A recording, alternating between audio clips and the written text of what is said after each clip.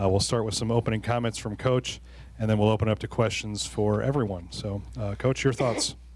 Thank you. You know, probably pretty standard about what everybody else will say with this. We're so excited to still be one of 16 teams playing, you know, we're looking forward to playing in the field house and playing in front of a great energetic crowd. You know, I'm excited for the opportunity that our players have in front of them. I know that they're looking forward to it and locked in and excited, and let's roll. All right, open up for questions.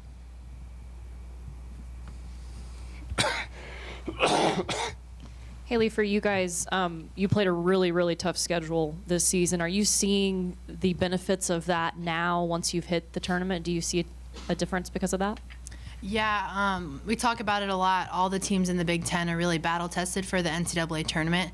And what makes this matchup with Ohio State really great is that they've been through the ringer just like we have. So it'll be two teams that have really had to fight hard a lot all season long and get to meet in the road to Columbus. So it should be a really great match.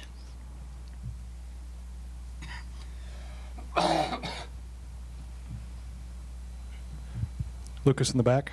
So the Ohio State coach said that your two teams are so different, they are not even looking at the matches. They're not reviewing them at all. What have you guys been doing? Are you looking at those matches and studying them, or no?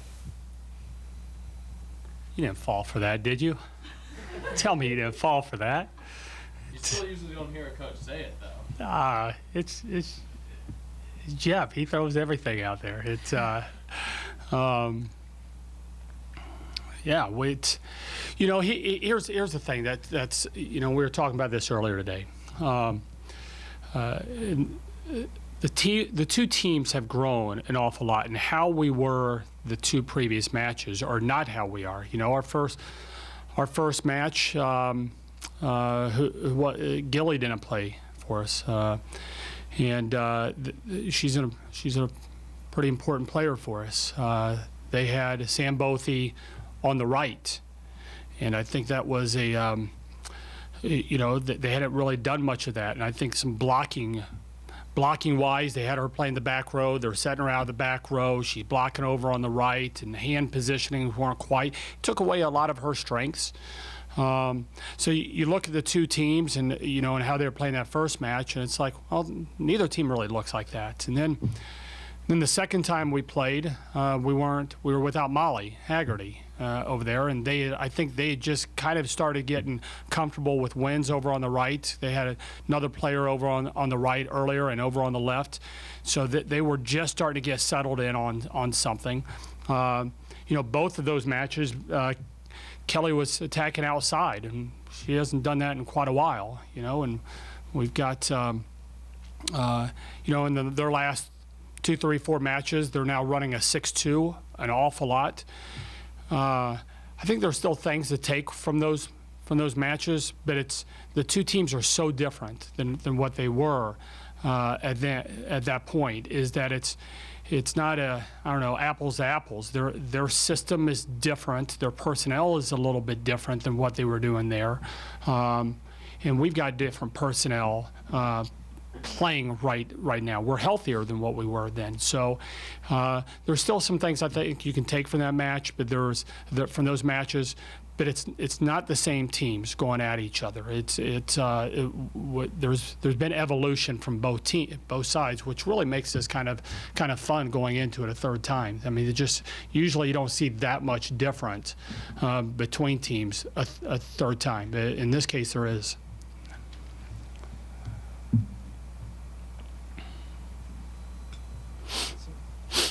For the players, you've been to a lot of Sweet 16s every year you've been here, and every year that means going someplace.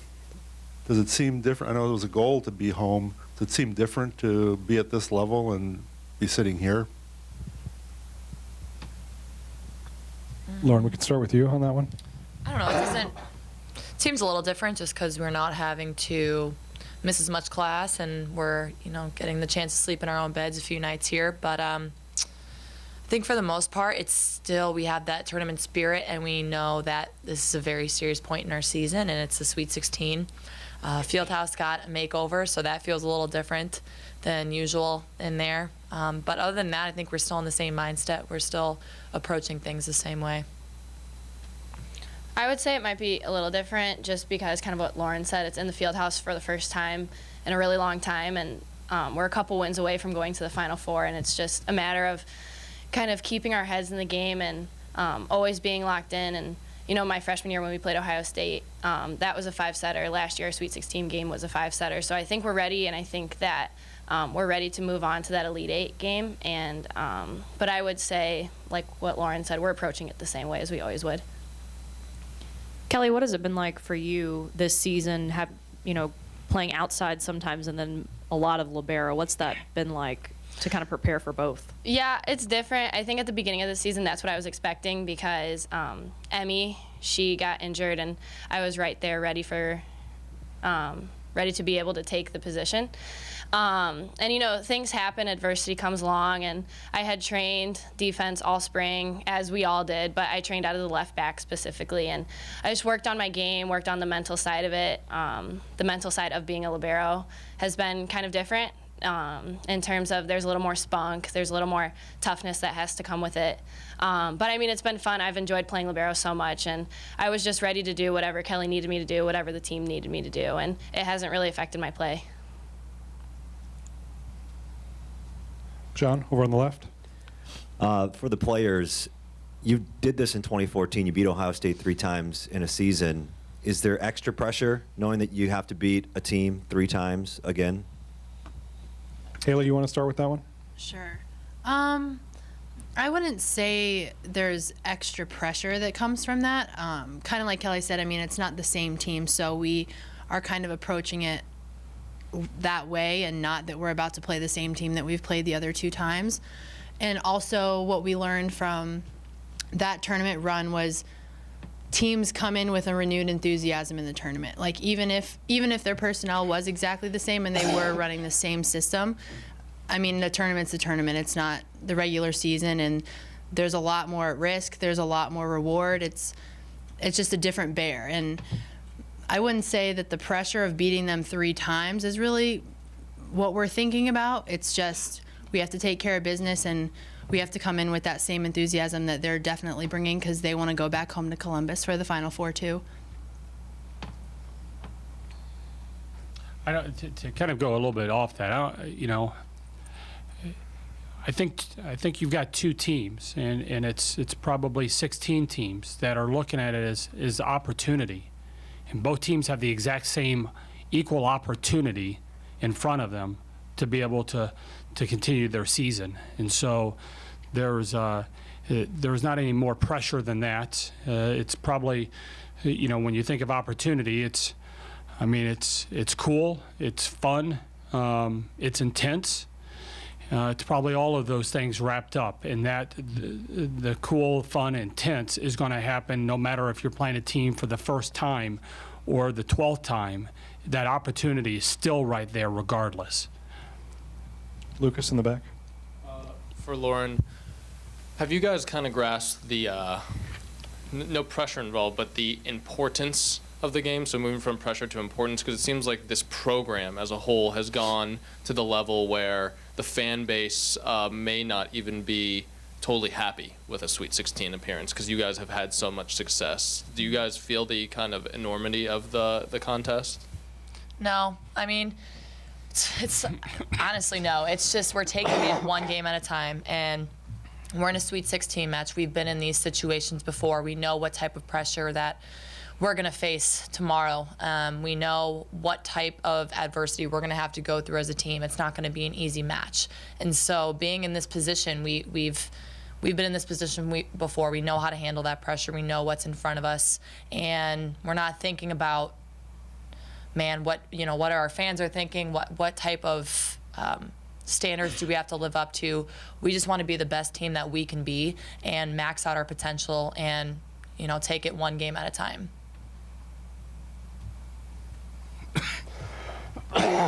Lauren, last year you guys had a team that most of it was new and you were kind of working in those new pieces. How have you seen this group grow? What's the biggest change from last year to this point in this season? Yeah, I think we're just connecting a lot better, and we're a lot closer on the court. We connect with each other, and I think that's where we find our strength, is when we're looking each other in the eyes, when we know that we have each other's backs, when we're covering our hitters.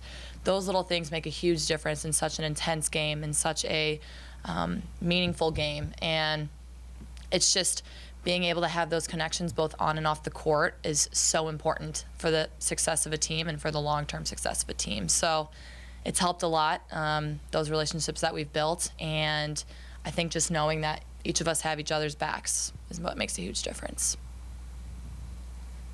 Any other questions? Oh, Lucas? Last one, I promise.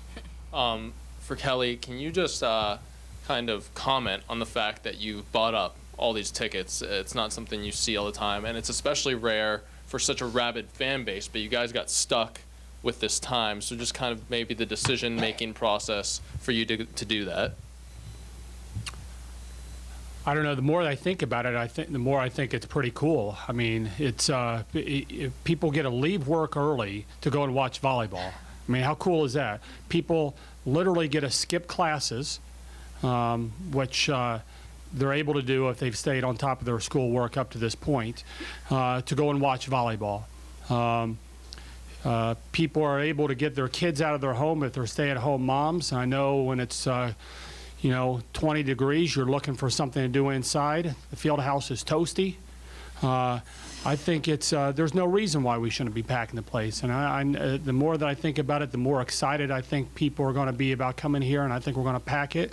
As far as students, something has to be done. I was a poor college student at one time, and, living off of who knows whatever. But it's writing checks I probably couldn't cash for some Domino's pizzas, but I was able to eat that night, and had to deal with the consequences a little bit later. And so I'm looking back at me as an 18-year-old kid, 19, young mature person at those ages for these guys. But I was a young punk, and I didn't have much money, and so I was always looking for things that were free. So, back when I was going through, one of the great things I loved going to the grocery store. When they had those like little freebies that were kind of around there. I don't know how many meals that would get me through to being able to do that.